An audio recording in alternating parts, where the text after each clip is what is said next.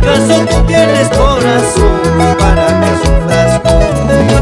Sí, sí. ¿Acaso tú tienes ojos para que llores como yo? ¿Acaso tú tienes corazón para que sufras como yo? ¡Eso!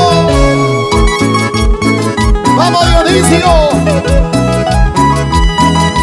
Ay, Totorita, tú no tienes corazón ni alma Sí, sí. para que sufras como yo. ¡Ay, el amor, el amor! ¡Vamos, vamos! ¡Fantásticos del menú! Señor boticario, una preguntita. Señor boticario, una preguntita. ¿Cuál sería el remedio para que cure mis males? ¡Escucha!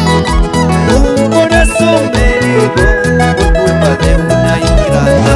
¡Sí, sí! ¿Cuál sería el remedio para que cure mis males? Un corazón herido por culpa de una ingrata. ¡Vamos, vamos!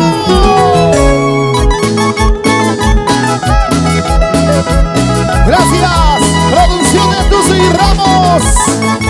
AS Producciones. Sí, sí. ¿Cuál sería el remedio para que cure mis males? ¡Salud, salud! Un corazón herido por culpa de una ingrata. ¡Qué bonito!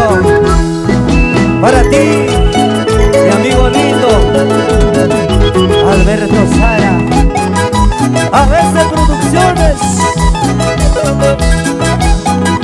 ¡Qué bonito! ¿Y cómo está la gente linda de Apurímac?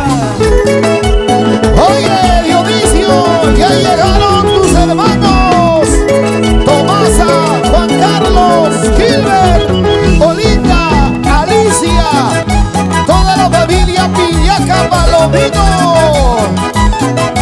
Ese pasito, ese pasito, ese pasito, Dionisio. Ahora, dale, dale, dale, dale, dale. De costadito, bien bailadito, de costadito. ¡Sigue! ¡Vaya! Una vueltecita, una vueltecita. La cintura, la cintura, la cintura, la cintura, la cintura. Y un Pacheco, Gustavo Figueroa y un Lili Machi.